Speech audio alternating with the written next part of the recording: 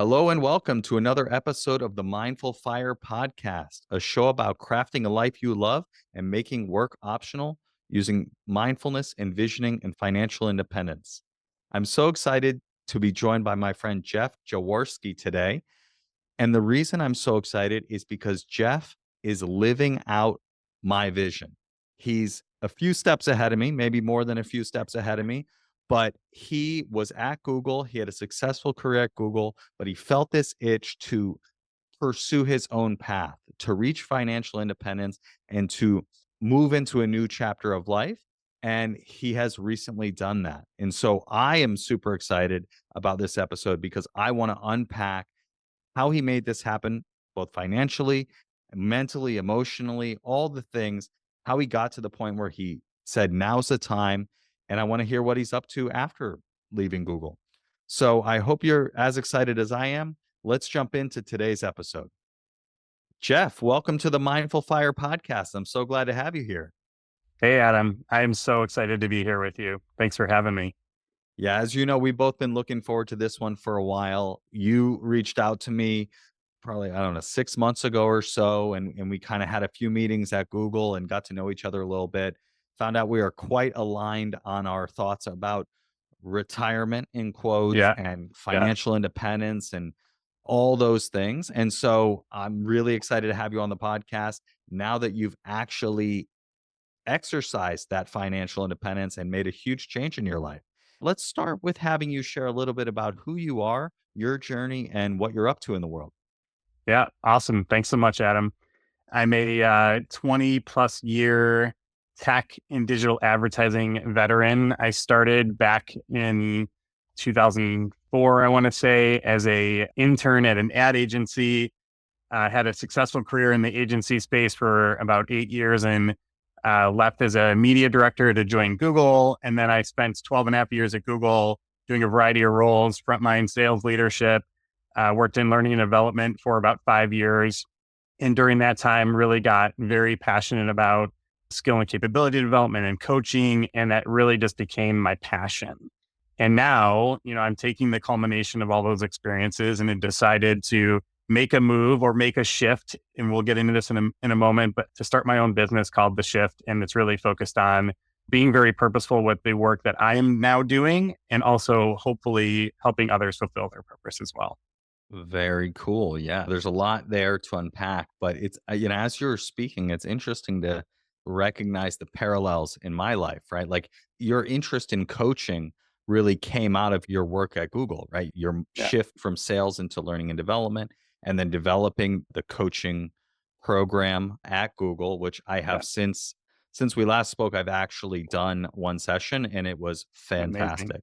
I loved it. It made my meeting so much more successful. So thank you for developing that. But I think also just like for me as well, like my work at Google and my kind of like a little what I call the on the job side hustle of teaching search inside yourself, learning facilitation, learning mindfulness, unlocked this like passion for me that allowed me to propelling me into this work that I'm doing both inside and outside of Google around mindfulness and visioning and all those things. I'm curious how when that first came about for you and how you nurtured that within your career to test it out, right? Like it's one thing to think, oh, this might be, pretty interested in this, but how did you cultivate that to the point where it's like, this is what I want to do? Yeah. Yeah. I love that question, Adam. Look, I'm a big believer in call it what you want, but stacking experiences, I guess I would say, that we talk a lot about like, people think their career is a ladder, or if you ask Sheryl Sandberg, she'll say it's a jungle gym. For me, it's been kind of a culmination of different like mountains or peaks, if you will. And I get to these stages where I make decisions on, am I still learning, growing? Am I doing something I'm passionate about? Would I do the extra work even if I wasn't asked to do it? And that's when I know I'm in a space that I love and I enjoy and I'll get a lot of fulfillment out of. For me, after the first 8 years at Google in sales, I love sales and I still love sales. But I had this moment, I was actually on paternity leave with our third child. And I said to myself, if you come back to the same role, are you going to continue to be excited? And as much as I loved my team and the work of my clients, the answer was a resounding no. And I thought to myself, okay, then what is next for you? And at the time, we had just started rolling out some new kind of skill work and stuff like that. And I was like, oh, this is interesting. And this could be a space where I could help our organization in a more scalable way and do something that I'm passionate about. Like I really care about skill and capability development. So, I started pursuing that, kind of made that move within that period of time. Just my passion for it continued to grow. So we went from at the time doing different e-learning content and things of that nature to building like world-class onboarding programs that teach people all about our products, but also like the art and skill of selling.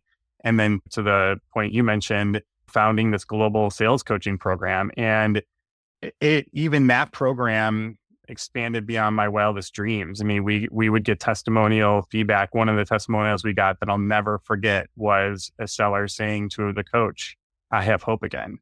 And wow, like when you're impacting someone's life that way and you realize, oh, wow, remember, there's a person behind each sale we do, and they might be going through stuff, imposter syndrome, stress, whatever that might be. To know that we are touching and supporting them in that way is just so powerful. And then coaching just been something that's really important to me as well. So over the last few years, I've also invested in coaching, going through my own certifications, doing that through Hudson and other programs that I've focused on. And it helps me not only lead in that way in my life, but also role model it as well and support others. So I'll pause there and see what comes up for you. But yeah, it's an exciting, the journey has been exciting in the sense that I've continued to build out these things. And now I look back and I'm like, wow, like you have this kind of like collective package of being a customer, being a leader, being a seller, being a sales leader, going into learning development, pursuing your passion for coaching, and then all the while being very thoughtful about how I live my life so that when I want to make a choice, like the choice I've made, I can make that choice, right? I have control over my time and how I choose to use it. Yeah, I really like that because I think you mentioned like the series of peaks, right? And kind of stacking two different metaphors there. But I think that like you are climbing these hills and mountains, and then you get to the top of one hill and you're like, actually, this is just part of a bigger mountain, right? Yeah. And so you just keep climbing, and like climbing can sound like a bad thing, but like when you add the stacking, it's like you're adding on things. And when you get to the top of one peak, you realize like, wow, there's actually other things that this is building me towards and that I can learn to improve and grow as a person. And, I think back to the side of financial independence, you're stacking there as well. You're stacking cash, Yeah. right? Stacking cash, stacking Yeah. investments. And each time you do that in both realms, like whether it be financial or skill wise, you're giving yourself more options and more capabilities and more opportunities. And so I really liked that example. And then just like one more comment on the what you created and your team created with the coaching by mastery program. Like I've done it once so far. I'm gonna do it again. But I think there's just, I got goosebumps when you said that person felt hope again. And it's just Yeah. so powerful, the space that you created. Like I was like, this is an hour? Like, how is this an hour? And then I'm like, Yeah. wait a second, this is like a senior person I'm meeting with for an hour. And it was just like, you need that space. If it was a Hmm. half hour, it's just like, oh, well, like, it's just like very surface level. But once we got into it, that just having that space to explore with someone who is ahead of you in your career that has, they're like, further along in their journey, but they also are committed to showing up in a space where they're holding a safe space for you to practice and to Yeah. learn and grow and make mistakes. It was a really special space, and I wanna commend you for the way that you design that because that's what I try to do when I facilitate workshops or hold space for people, and to have that in the corporate setting in a place like Google where it's competitive, it's fast moving, it's all these things, it's a true gift, so I just wanted to say thank you for that again and kinda highlight that.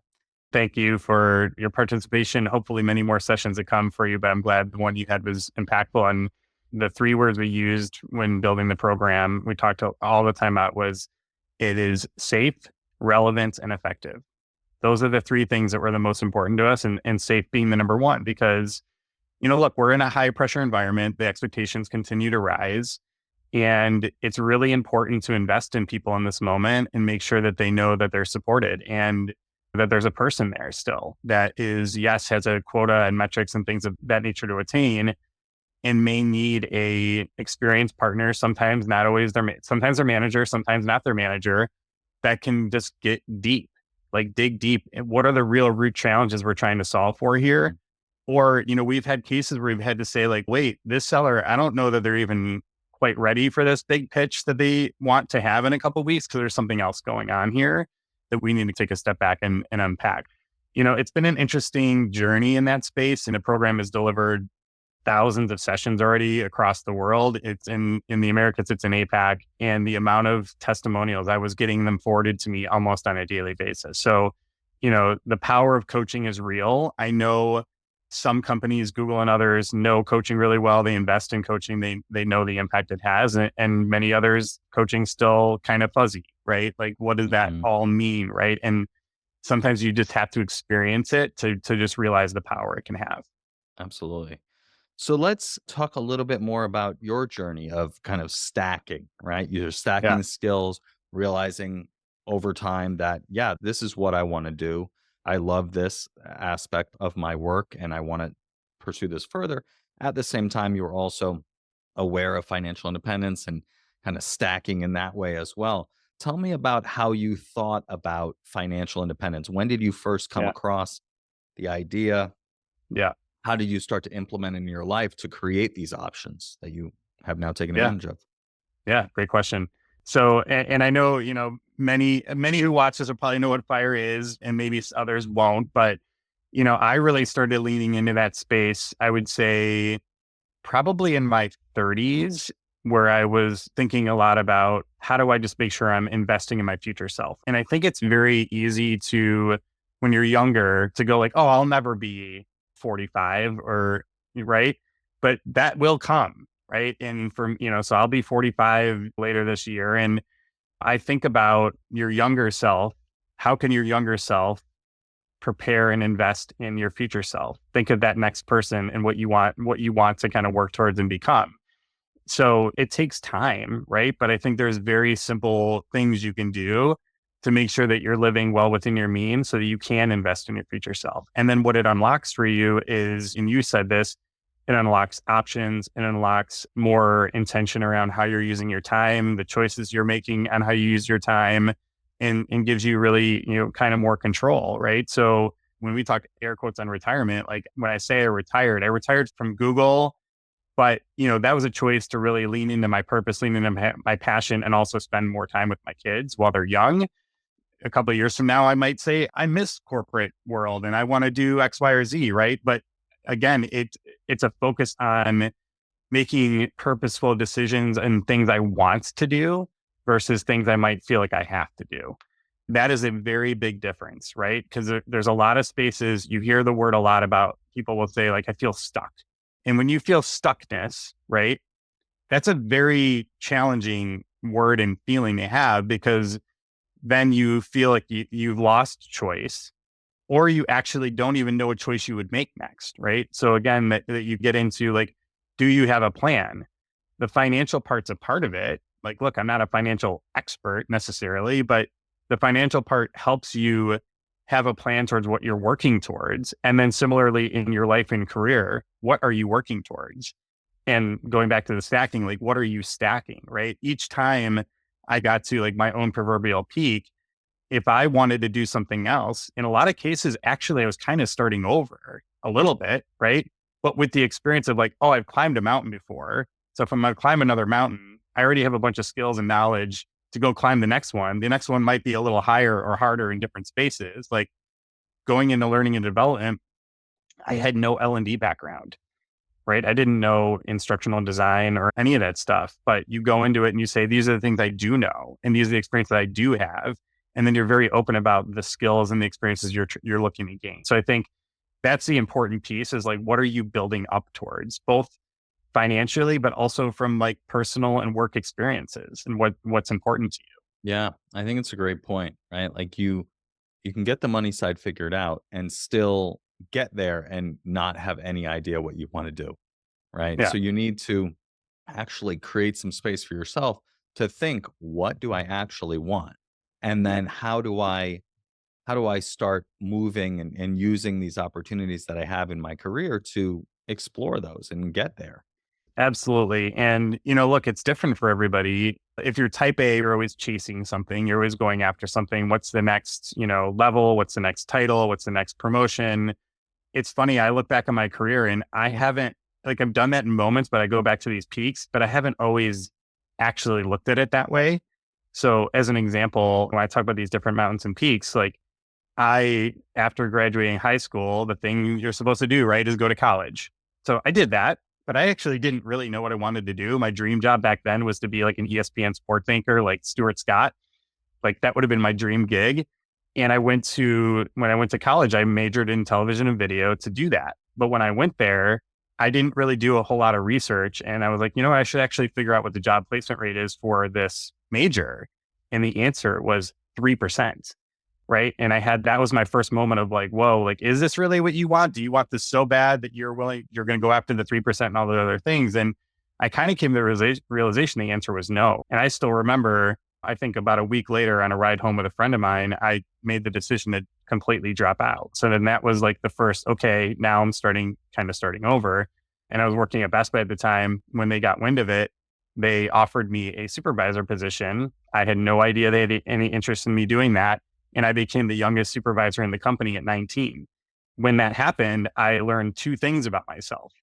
I love sales and I love managing and helping people.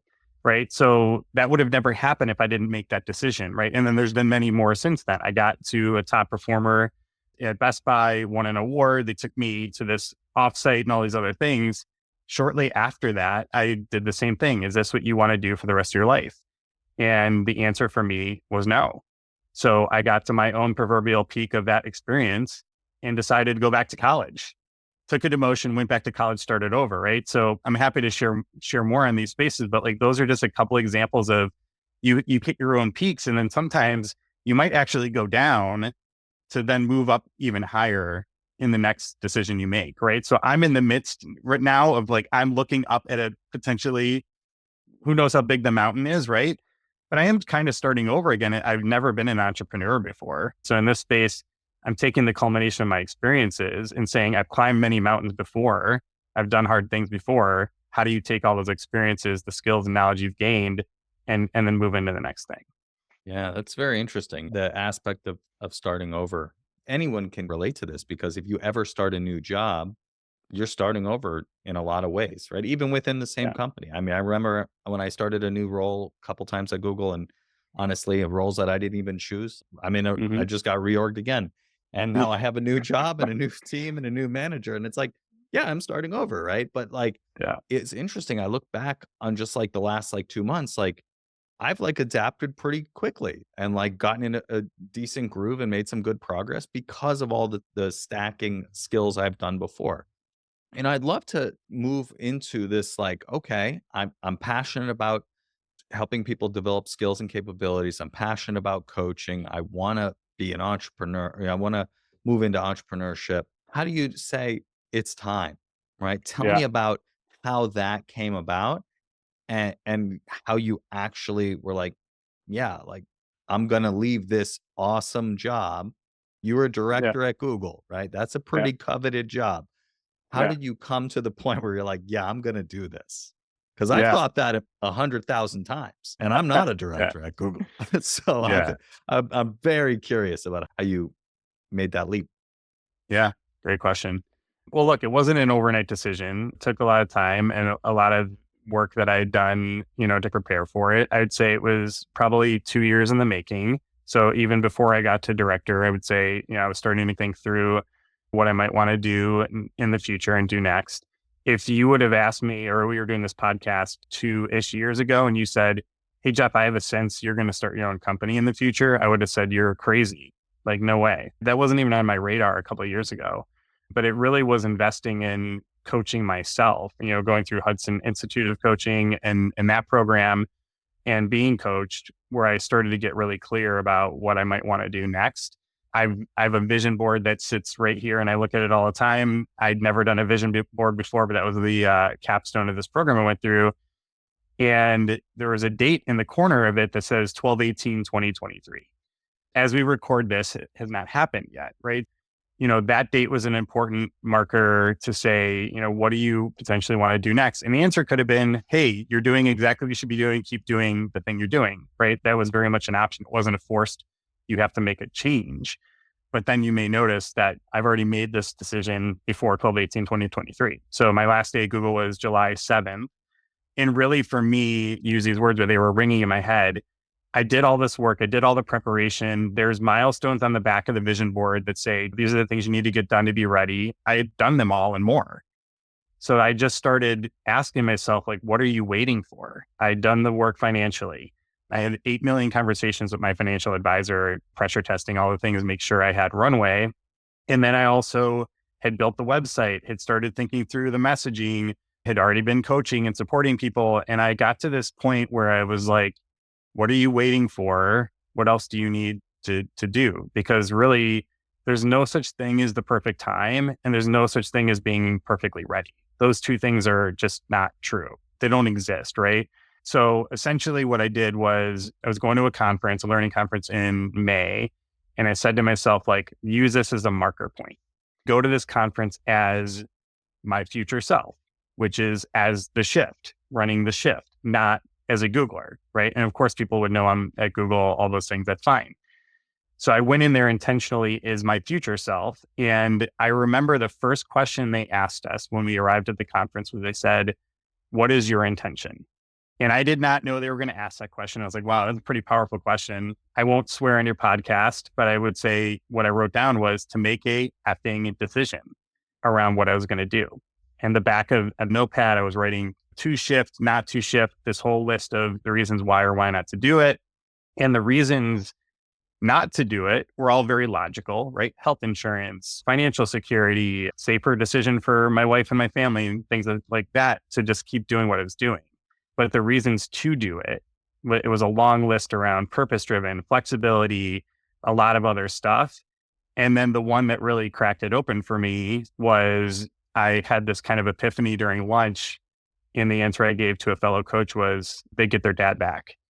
And that was just a very powerful thing for me because I felt like I was so consumed with working, meetings, pings, emails, and then mentally I was working all the time. My brain was going all the time. My youngest son, he's 5, and he'd say, hey, Dad, come play with me. And even if I did, my body was there, but my brain wasn't, if I'm really just honest about it. And I said to myself, like, these are very fleeting years. And this is an important time where I can actually like create this life where I can still do work I love, be very purposeful with that work, but also really embrace and lean into time with my family. So that's the culmination of why I made the decision. The timing, frankly, there were just days I left the office and my brain, like literally the words were like, it's time.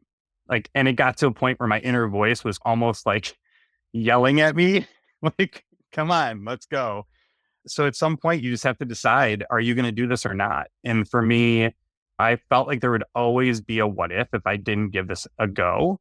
So no matter what happens, I will know that I've gone for it. I can answer the what if question. This may be the thing I do for the next 20 years or the rest of my life. I might do it for a couple and say entrepreneurship's not for me. Who knows? But the key is it was important to me. I prepared for it and I know I can answer that question now. Yeah, thank you for sharing that kind of backstory and how you went to that conference and got the clarity. I like that idea of showing up as your future self, right? I've done that in like pockets in a day. For instance, like today is a pretty good example of that. Like I had a coaching call before this. I'm now doing this podcast with you, both things that light me up and I really Yeah. enjoy. But yeah, there's something powerful about like stepping into the person you want to be and just living that life. And there's nothing preventing you from doing that except Yeah. for because you don't want to or you think you can't. But you Yeah. absolutely can. And it's cool to hear that, taking on that new identity. helped you realize like, wow, like this is what this could mean for me. And they get their dad back. I got chills when you said that because yeah, like these, what did they say? The days are long, but the years are short. They sure are short. Yeah, that's Um, very true. but yeah, you're never going to get this time back. I guess one thing that comes to mind for me when I think that, part of me thinks that, okay, if I go and I make this big change and I step into entrepreneurship, am I just going to fill all the time with that? Right? Mhm. Because like right now, I'm like, oh, well, I'm able to do both. Right. But the reality of Right. that is I'm working full time. I parenting. I have a relationship with my wife. And I also am side hustling. Right. And so for me, Yeah. like, all this stuff, side hustling and work, it's just like it's going through my mind all the time, like you described.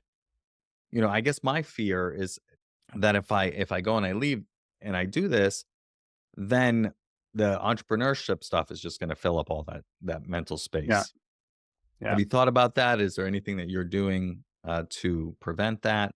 This is where I can impart some of my own experience. Just as of this recording, I've been doing this for a little over a month, right? I left Google on July 7th and then took a little bit of a break, a little hiatus, went on vacation, lived in Ireland for a couple of weeks, and then came back and I was like, okay, it's time to get started, right? And I would tell you, you're going to be as busy as you choose to be in a sense, right? Because there's always things to do, right? There's always, like I've learned, there's so much administrative stuff you could do. You're going to choose how often do you want to how much time you want to spend on LinkedIn and be social, how many different networking meetings do you want to try to have, and then picking up clients and all those other things. So for me, it's really, I'll go back to like the piece on being intentional, right? You have to be very intentional and you have to be very clear on why you're doing what you're doing. And a big part of this for me is really family oriented. So if all of a sudden I go from, hey, I'm not going to take meetings before 10 and I'm not going to take meetings after 3, if all of a sudden it's like, oh, now I'm taking meetings at 8 in the morning and this day didn't end until 6, then I have to check myself on that and go, hold on, like, are you still within the parameters and the boundaries that you were trying to create for yourself? And those all become your choice, right? Like, no one's making you do that. People can ask you to do that. Hey, like, I can't do 10. Can you do 8? And then you have to make a choice around that. I think that's a big piece. I will tell you, when I cleared it all through, right? So to your point on like working a full-time job, doing the side hustle, everything like that, it was pretty clear to me pretty quickly that I didn't have the time or mental capacity to add this, right? Like I technically, I'm sure I could have operated in a way where I could have stayed at Google and done this.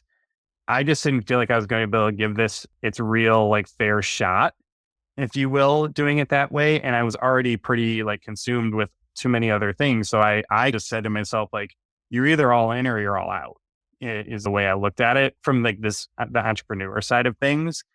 And with that, you're going to be in your head a lot, right? Like all of a sudden you've got all this time to think through how you want to use it.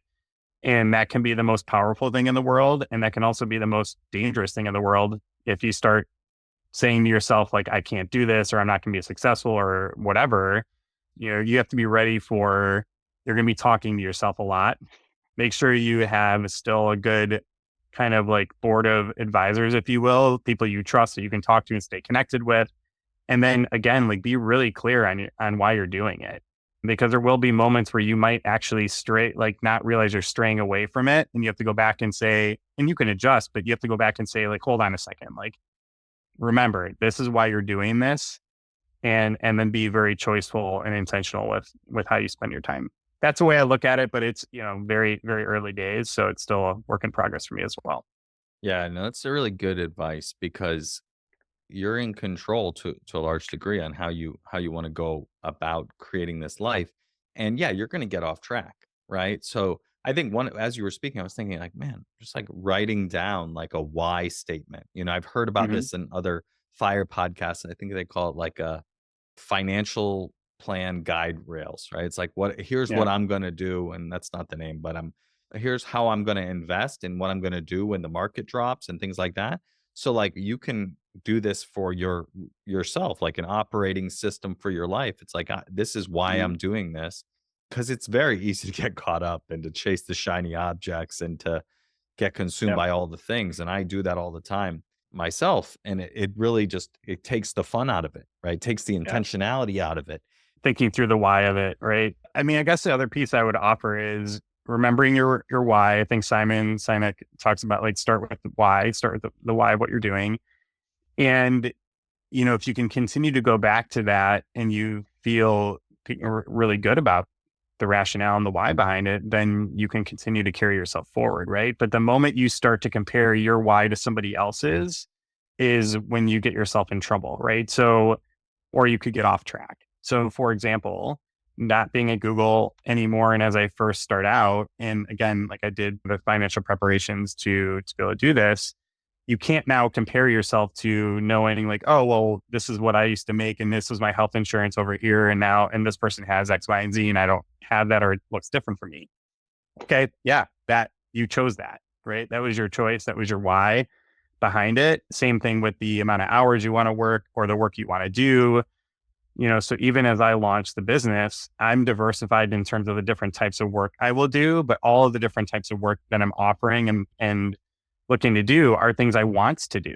So again, like it's important to say these are things I want to do. I'm not out there offering things that I go like, more people are going to want this, so I'll do it because they'll do it. But then how does that actually help me fulfill what I'm trying to accomplish? I want those things to always feel mutual, right? I don't want to get into partnerships with companies, people, et cetera, where it feels one-sided. Both sides should feel excited and motivated by the work we're going to do together.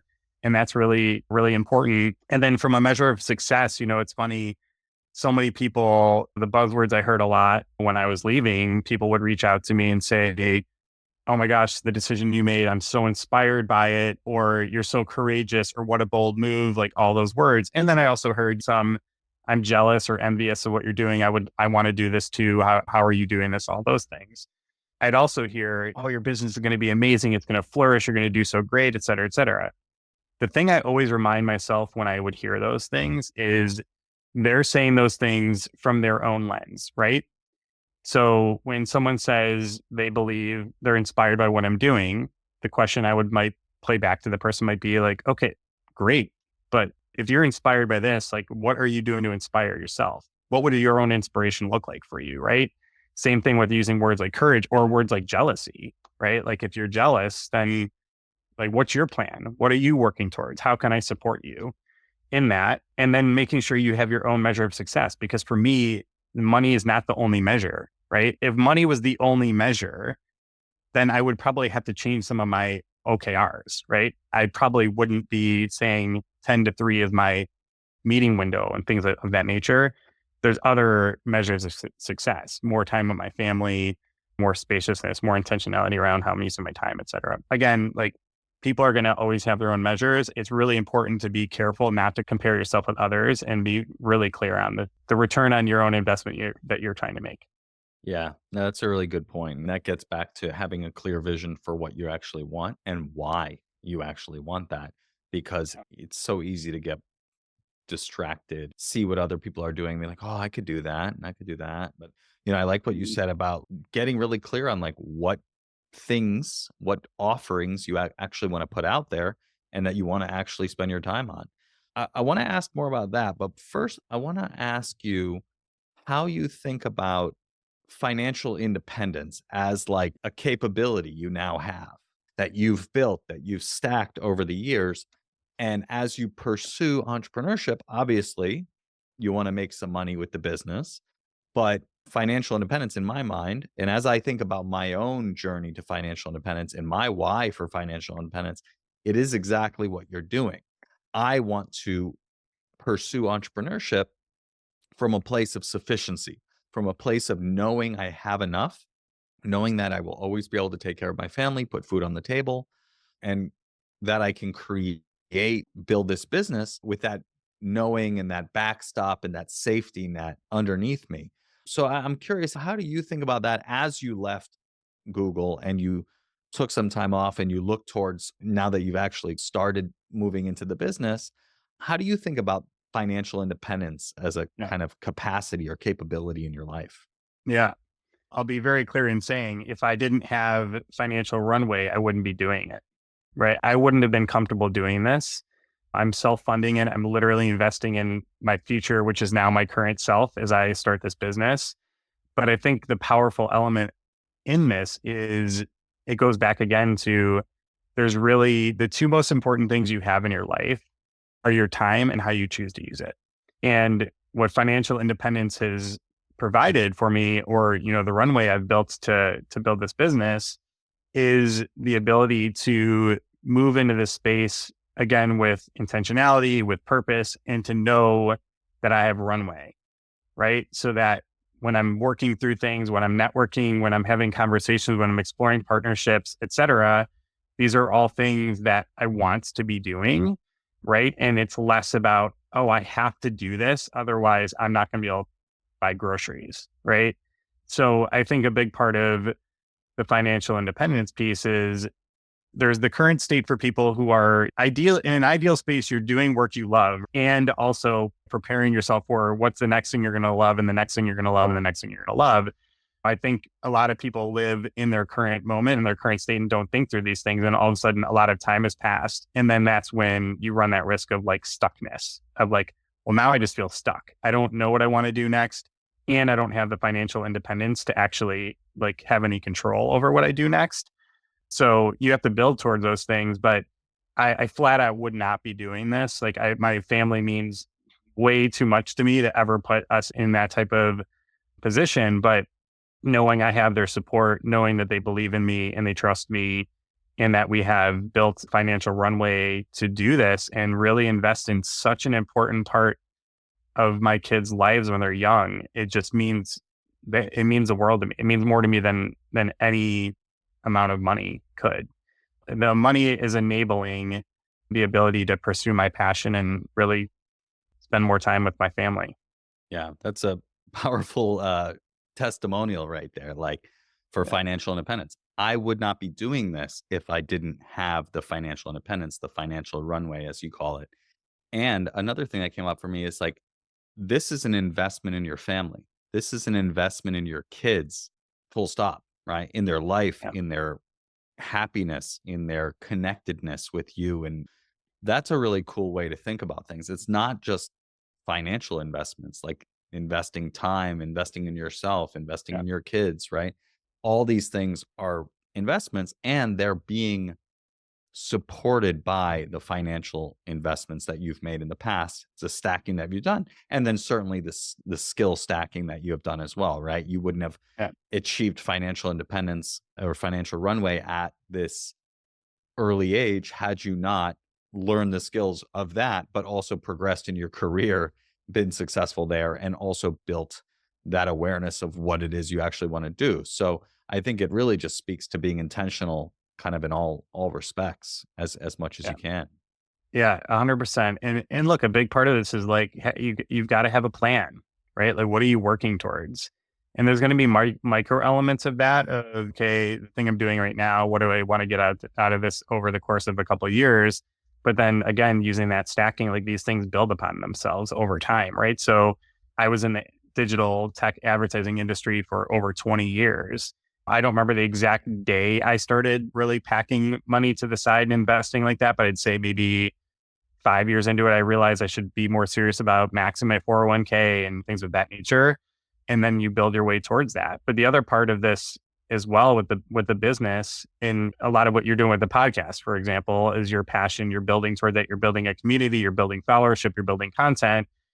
I was building experiences, right? Like the reason why I feel excited about the shift is because of the fact that the culmination of all these different experiences, and it really is tailored primarily to helping sales teams, sales organizations, and sellers really bring out the very best in themselves. I honestly don't know that I would have felt good about the marketing of my business or my offer if I couldn't confidently say over the last 20 years, I've sat at all of the tables. I've been the customer. I've listened to all the pitches. I've done the buying. I've done the selling. I've led sales teams. I've been in learning development. I've done capability development. I've done coaching. Like all those things wrapped together are, again, I use the word culmination. It's just the culmination of the experiences and then preparing myself for the next move, even not even knowing at some point I might want to try to start my own business. Like I didn't start putting money aside thinking one day I'm going to start my own business. I started putting money aside because I care really deeply about being able to retire and being choiceful with what I do. This just so happens to be the choice that I've made. Yeah, that's important. It's a good distinction. Let's get into a little bit more about the shift, right? Your new business. Tell me about your intention for that business, your vision for that business, and how you're going about making it happen so far. Sounds awesome. Thanks. So the shift, the tagline I'm currently using is guiding people, teams, and organizations to identify and make the shift that will transform their impact in its simplest form. The goal with this is really for all of us, whether it's individually, as a team, as an organization, there's always one big shift or change that can make a meaningful difference. So there's lots of little things you can do underneath that, but really the intention behind this is to think through like, what is the big shift you would want to make or someone else would want to make? And then how do I help you get there? How do we build a plan around that and help you get there? But you really have that kind of big shift, ambitious goal, if you will, to focus on. So as an example with the Coaching by Mastery program, the Google's sales coaching program, our number one shift was meeting effectiveness. We obsessed over, we need to have better meetings with customers. And if we have better meetings with customers, we will drive better partnerships, we'll drive more revenue, et cetera. And I can say with confidence, we've done that to a level that I didn't even anticipate. Now, as I build this business, it's helping others identify the shift for them and then building the right kind of plan and actions to help them get to where they want to go and transform their impact over a longer period of time.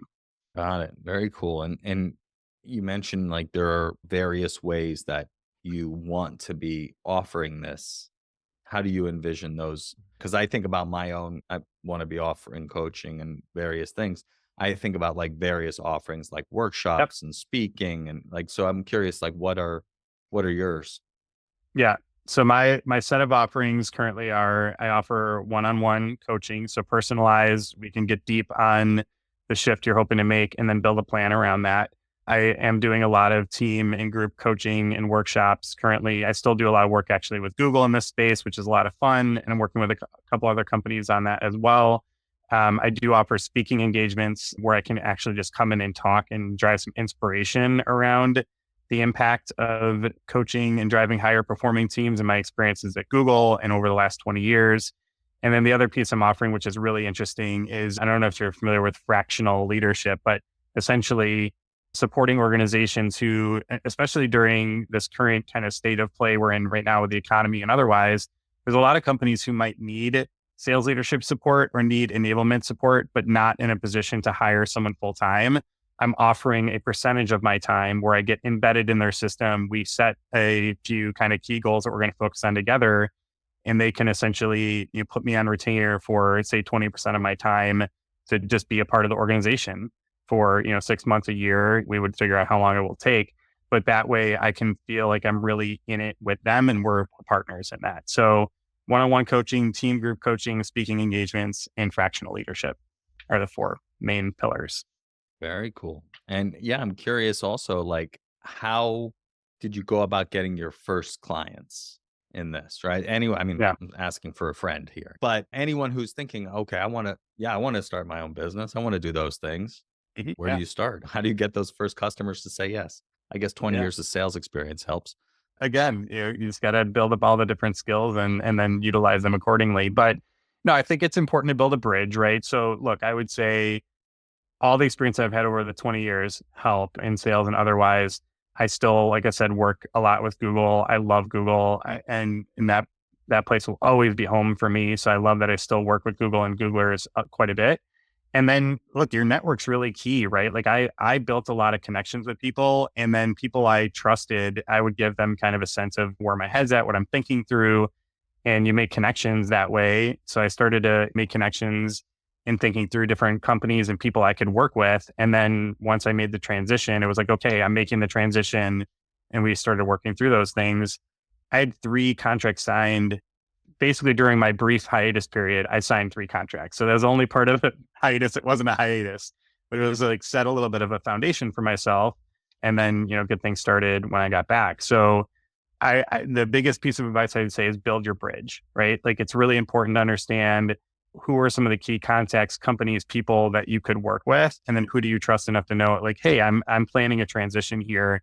Get a good sense for, is there a potential opportunity to work with them?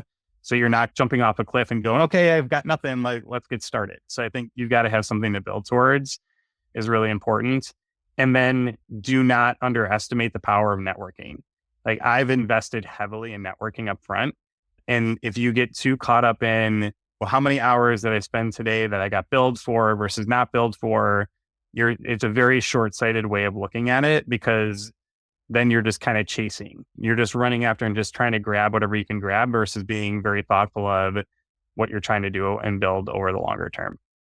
Yeah, what really stands out to me, what you were saying is like, it comes back to you're clear on your vision and you're telling people about your vision. As I teach, Mhm. whenever I teach envisioning and I coach people, it's like talking about your vision is so powerful, right? Because Yeah. one, it makes it more clear for you. And two, it makes other people aware of your vision. So when they come across things that are aligned with your vision or opportunities for you, they'll let you know. And Mhm. so you mentioned network being super important. What would you advise people looking to build their network and create these type of opportunities for themselves? Great question. I think intentionality again is key. The more that you know what you're doing and why you're doing it, then you can get a sense for who would be an important person or company to engage with and think through like what are you trying to get out of that, right? So like I just contributed to an article for LinkedIn recently on this exact topic where the concept is like it's so easy to access people now that you could go send a bunch of messages, but that's all noise if you are not intentional about the outreach, why you're doing it, what you're hoping to gain, and being very thoughtful with that approach, right? So I would encourage people to not be scared to do outreach to people that they feel could be a good connection for them or they could learn from. And look, a lot of them might not respond to you, and that's okay. But guess what? If you don't reach out, it's an automatic no. The no, you've created your own no by not even trying. So I think the intentionality is key. And then being really clear and thoughtful of your outreach, why you're reaching out. Is there a mutual benefit? Is it one sided? And sometimes it's actually not even one sided because the person on the other end might actually enjoy doing that. Like I have a co founder of a company I've talked to a couple times now, and he was just like, I love this stuff. Right here, I feel like, am I taking too much of your time? And he's like, I love this. And for me, it's the same thing. Like, I love supporting other people. So as long as you're willing to pay it forward to others, I think it all comes full circle. But the intentionality and thoughtfulness behind it is the key. And then look, we have social media and other things, so there's no excuses to say that it's too hard to find people and reach out to them. Just reach out, invite them on a call, have a chat. It doesn't need to be more complicated than that. And again, be thoughtful about it. Show them, I talk a lot about like, show me, you know me, right? Like do a little bit of your own homework in advance. Like don't come into this cold or just give me like, hey, would love to connect because I want X, Y, and Z out of it. Yeah, great point. All right, Jeff, let's switch gears into what I call the mindful fire final four. You ready? All right, let's do it. All right. So the first question is all about vision, right? Obviously, you've had quite a bit of vision to get to this point and to make this big switch in your career, this big shift in your career. I'm curious, like, tell me about the vision, the big vision for you now for this company. What impact you want it to have? What do you see this unlocking for your life? I mean, spending time Yeah. with your kids, but like, give me the big vision for this. I'd love to hear it. Yeah. Big vision for this is I'm doing purposeful work and I'm helping others find their purpose along the way. Like that's the big vision in terms of what it means for measures of success. I would go back to what I shared earlier. Like it's, yeah, sure, there's a monetary element to it and I want to make sure the business makes money, but I also, I'm very clear on how much time I'm going to spend on the business, the intentionality behind that. I have my own measures of success for it. And I would just encourage others to be clear on like, what are your measures? This is such purposeful work for me. And the more that I can lean into my purpose and hopefully help other people fulfill theirs, I'll do this for the rest of my life. Powerful stuff. Thank you for sharing that. The second question, Jeff, is what piece of advice would you give to someone early on their path to financial independence? Yeah, great question. If you're early on the path, I mean, there's simple things, and I'm not a financial expert, but to the degree you can, max out your 401k at a very baseline level. And I would importantly share with you, make sure that you're living well within your means. I think it's easy, especially when you're younger, to just like take every paycheck and maximize all the experiences and all the things and forget about your future self. So if you're just getting started, I would encourage you to think about what would you like the 45, 55, 65-year-old version to say to the younger version of you, right? Those times will come, those days will come, and make sure that you're taking care of your future self. That's a great way to think about it. You're investing in that future self. It's not just to have a pile of cash, it's to have options and to create the life that you want to be living. Yeah, exactly. All right. The third question is, what piece of advice would you give to someone getting started with meditation and or mindfulness? So I've done this in spurts. The meditation part I've done in spurts. And the mindfulness piece I've been leaning into quite a bit. I would say, like anything else, you need to try it and experience it. Same thing I was sharing with coaching. Like a lot of people, if you don't experience it or you don't try it, you don't know the impact it can have. Breath work in particular has such a huge impact for me. As an example, like just slowing down and breathing, I've noticed just makes a huge difference. So for those just getting started in that, try it and see what works for you. Like there's some parts of it that I know I get too antsy and distracted and I can't do it, but I've noticed breath work it makes a huge impact for me personally. Any particular practice or teacher that you like to listen to I'm for breath currently work? leaning in on Shirzad's PQ program, Positive Intelligence. Okay. Yeah. I've heard very good things about that. And I think Yeah. like coaches can take that for free, right? Yeah, there's Something different like that. grants that they do I think he Yeah. does like every quarter. So I went through the grant program and then I've continued forward since then. And I do plan eventually to become a PQ coach and start coaching on it as well. But for now, I'm a user, less a coach on it. Yeah, Nice. Very yeah, cool. Yeah, my good friend Anna, who I think was on episode 63. She's another Googler in Prague, and she speaks very highly of that. So I gotta make time to check that out. All right, Jeff. The last question is: how can people learn more about you, the shift, yeah. connect with you online, and engage with all the great things you're working on? Yeah, thanks for asking. So can find me on LinkedIn, Jeff Jaworski on LinkedIn, as well as the company, The Shift Coaching and Consulting. And my website is www.theshift.llc. Also, if you watch this and you would like to engage, I am offering complimentary discovery calls. So feel free to reach out and I'd be happy to connect. All right, very good. I assume they can find that at theshift.llc, right? Absolutely. Yep. They just pop in their email, quick one sentence, and we'll set it up. Awesome.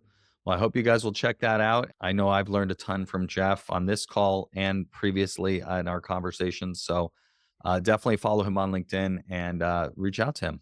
I'm sure there's a lot that you guys can chat about. All right. Thanks again for being here, Jeff. I learned so much and I really appreciate you sharing your experience with the audience.